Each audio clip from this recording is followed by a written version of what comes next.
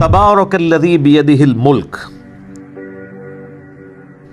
बड़ी बरकत वाली है वो ज़ात जिसके कब्ज़े कुदरत में हर चीज़ की बादशाहत है, यानी कायनात में हर चीज़ उसके कब्ज़े में है। वहुवा अला कुल्ली शैइन क़दीर, और वो हर चीज़ के ऊपर कादिर है। हर चीज़ उसके कब्ज़े में है और हर चीज़ के साथ कुछ भी करने पर वो कादिर है।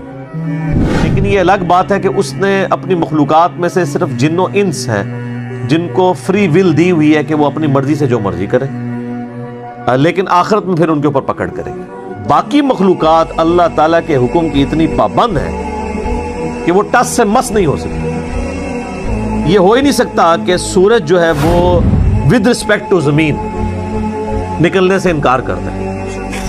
ये हो ही नहीं सकता कि ज़मीन की मट्टी में पानी डाला जाए और वो बीज उगाने से इनकार कर दे। ये हो ही नहीं सकता कि आप आग जलाएं और आग जलाने से इनकार कर दें। ये सब के सब फिजिकल फिनोमेना ऑफ नेचर अल्लाह ताला के इंतहाई मुहकम कवानीन। अलबत्ता अल्लाह ताला अपने पैगंबरों के लिए मौजज़े के तौर पर कभी उस रूल को तोड़ना चाहे वो अलग बात, लेकिन जनरल रूल यही है कि ये अल्लाह ताला के मुहकम कवानीन है। ये फिजिकल फिनोमेना ऑफ नेचर इतने मुहकम है कि इन्हीं के बुनियाद के ऊपर फिर साइंटिफिक जो डिस्कवरीज और फिर साइंटिफिक जो इन्वेंशंस हैं वो पॉसिबल हुई हैं। अल्लाह ने दुनिया को बकदरे एफर्ट रखा है। ये दुनिया की सारी चीज़ें कोशिश के साथ जुड़ी हुई हैं। कभी कभार पैगंबरों के लिए ऐसे मामलात हुए, उसकी रीज़न ये थी कि पैगंबरों को मनवाना ये अल्लाह ताला ने अपने ज़िम्मे लिया है, क्योंकि वो अल्लाह के रिप्रेजेंटेटिव है। अदर देन प्रॉफिट्स के बारे में जो करामात का कॉन्सेप्ट है वो सिर्फ ज़्यादा से ज़्यादा दुआ का है। वो अल्लाह की मर्जी कबूल कर ले, अल्लाह की मर्जी ना कबूल करे। पाबंद कोई नहीं है, धौंस कोई नहीं है। ये हर एक जो गली मोहल्ले में आपको यानी सुनने को बातें मिलती हैं कि जी जनाब फलां बंदा बिस्मिल्लाह पढ़ के पानी पे चल लेता था, उड़ के हो गए, बूढ़े हो गए ना, ये पानी भाभी हो गया। कुछ भी नहीं होता मेरे भाई, ऐसे पॉसिबल ही नहीं।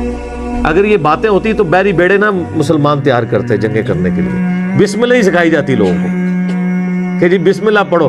देखिए सबसे ज्यादा अगर कोई कामिल ईमान मोमिन थे कौन थे? सहाबा और अहले बैत।